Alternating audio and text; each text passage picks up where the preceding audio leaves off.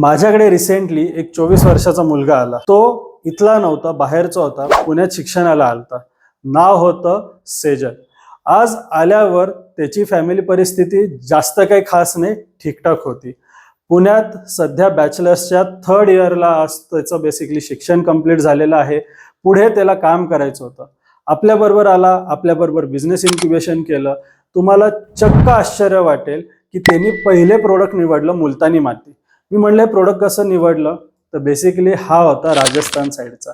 आज जेव्हा तो इथे पुण्यात शिकायला आला, शिक्षण वगैरे सगळं झालं, तो म्हणला मी बघितलं की पुण्यात मुलतानी माती हे जे प्रोडक्ट आहे हे लगभग 200 ते 500 रुपये किलोमध्ये विकलं जातं. आणि आमच्या साईडला, आमच्या तालुक्यात, आमच्या गावात हेच प्रोडक्ट मला 70, 80, 100 रुपयामध्ये उपलब्ध आहे. कारण की माती आपण त्याला पॅकेजिंगसाठी देखील सजेस्ट आणि मदत गाईड देखील केली. तुम्हाला आश्चर्य वाटेल, त्याला पहिली ऑर्डर जी भेटली ही त्याला बेसिकली जर्मनी आणि युरोपमधनं भेटली. जास्त ऑर्डर मोठी नव्हती, पण 500 किलोची ऑर्डर होती.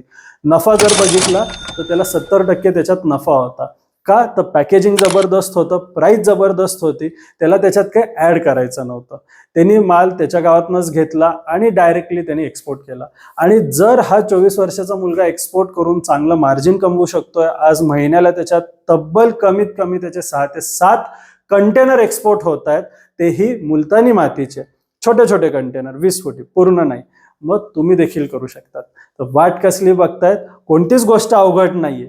तुम्हाला विचार करायचा आहे, आयडिया निर्माण करायची आहे आणि तुमच्या स्वप्नांना पंख देण्याचं काम आणि व्यवसाय सुरू करून देण्याची जबाबदारी आज आमची असणार आहे. फक्त मेहनत तुमची असणार आहे, साथ माझी असणार आहे.